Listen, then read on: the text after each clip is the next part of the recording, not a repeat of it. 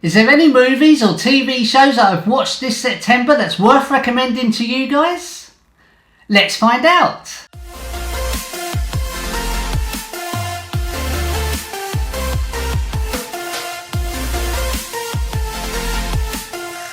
Hey everyone, thanks for joining me. Welcome to Film and TV Monthly Roundup for September. Now this is a midweek video, so I won't keep you too long. It's just going to be a short video. It's just a little vlog on what I've actually been watching this month in September. You never know, you might be watching this video and think, I must watch that. You just don't know.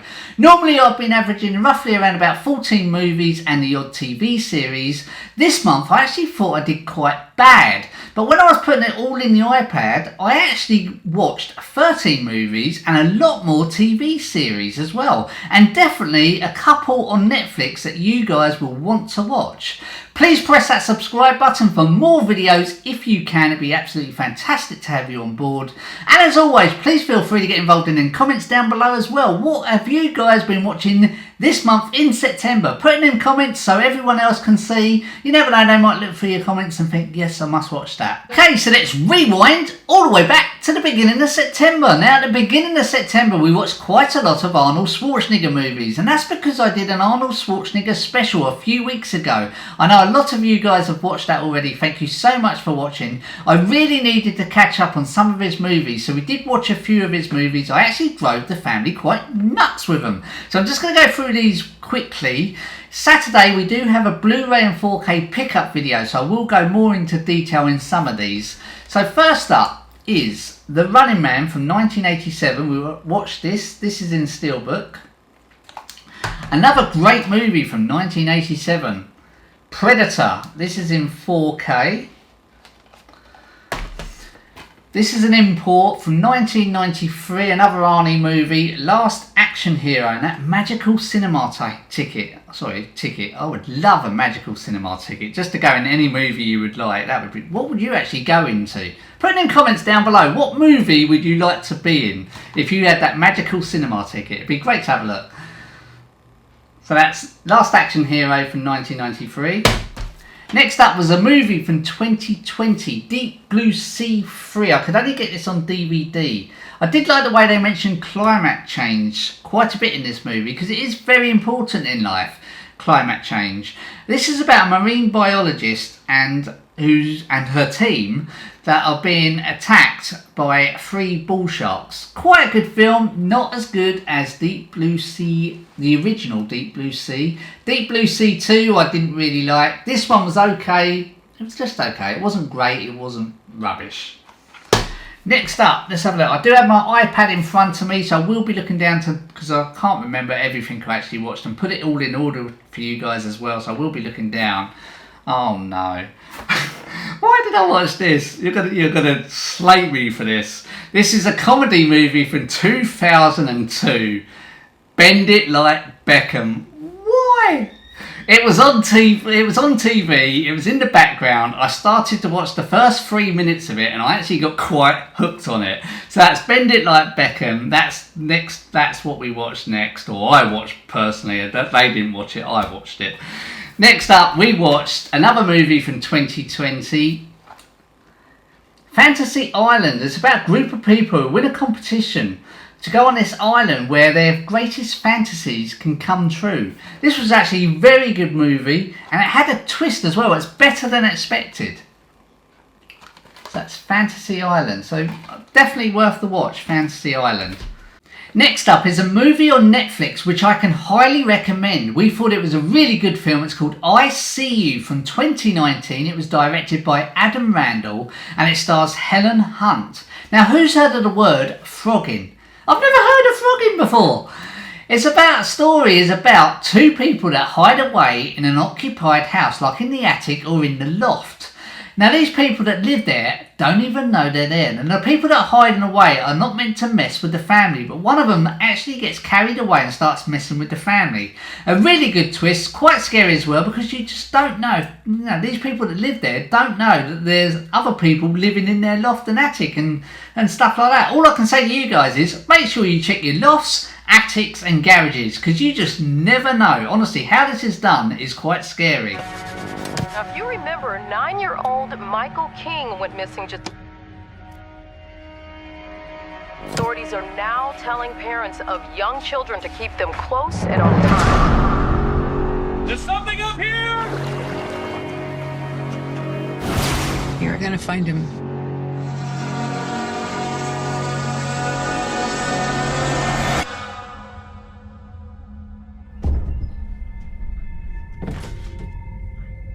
Mom?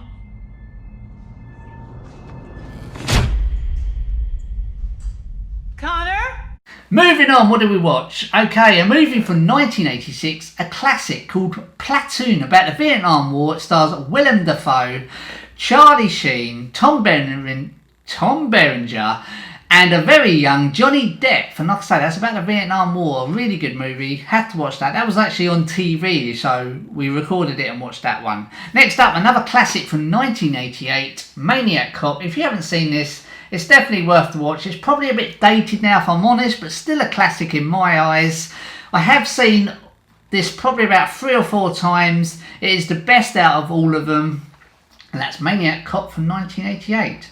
Next up, another movie from 1986 called The Fly, starring Jeff Goldblum and Gina Davis. If you haven't seen The Fly, this is a really good movie. It was great back in the day as well. So that's The Fly. Okay, next up. Now, because I did the Arnie special, I really wanted to try and get one of his latest ones into my top 10. This one's from 2013, The Escape Plan, starring Sly Stallone as well, and Arnold Schwarzenegger. But I just feel it's more Sly Stallone than Arnie, so I couldn't actually put it in there. And it's about escaping a top security prison. Sly Stallone, he escapes all the prisons, but he's finding it difficult to escape this latest one. So that's Escape Plan. What else do we go for? Next up, we went back over to Netflix. Now, because I did this Nightmare on Elm Street special on Saturday, I really needed to watch the Nightmare on Elm Street remake from 2010. I have seen it before, but totally forgotten about it. Why did I bother? And Nightmare on Elm Street, the remake 2010, it was awful. 3 points I didn't like about it. If you want to know what they are, do check out the Nightmare on Elm Street special. I just shouldn't have bothered. Last night, our last movie we watched, I really enjoyed this one. I actually thought I've seen it before, but I haven't actually seen it. And that is The People Under the Stairs. Fantastic movie. I can't believe I've never actually seen it. Really good movie. Okay, moving on to the TV, The Last Wave on the BBC. It is in French and it's got English subtitles, 6 episodes. We finished it and they ended it really well. They have left it kind of open where they could bring it back, but it doesn't matter if they don't bring it back because it had a really good ending and it all made sense, and I love it when it all connects and they finish it. So if they don't make another one, it doesn't matter because it made sense anyway. As for The Last Wave, it was okay. It wasn't brilliant and it wasn't rubbish either. It was somewhere in between. Next up, we went over to Netflix. Now, if you have to see Series 1 and Series 2 of this, it's The Sinner. We watched Series 3 of The Sinner, starring Bill Pullman. Absolutely brilliant. Series 1 and Series 2 is the best. Series 3, not as good as Series 1 and 2. But if you haven't seen The Sinner before, make sure you do catch The Sinner on Netflix. Really good. Next up, if you are here in the UK, this is on Sky One. You may watch it already, you may not. It's a great family watch, especially if you've got teenage children. My daughter absolutely loves it. It's on Sky One and it's the SWAT series 3. This is going to be ongoing for us because Series 1 had 22 episodes. Series 2 had 23 episodes. And Series 3, which we're watching at the moment, I think they're on about 7 at the moment, so we are behind as well, so. There's a robbery going down at First Finance Bank. We got 5-6 active shooters. Everyone knows their positions. Here we go! Why'd we let them drive? I'm not actually sure how many they're going to do there. They might do 23, they may do 24 of these, but this is going to be ongoing. It goes on forever because when it does actually end, it's almost Christmas, which is great news because I love Christmas.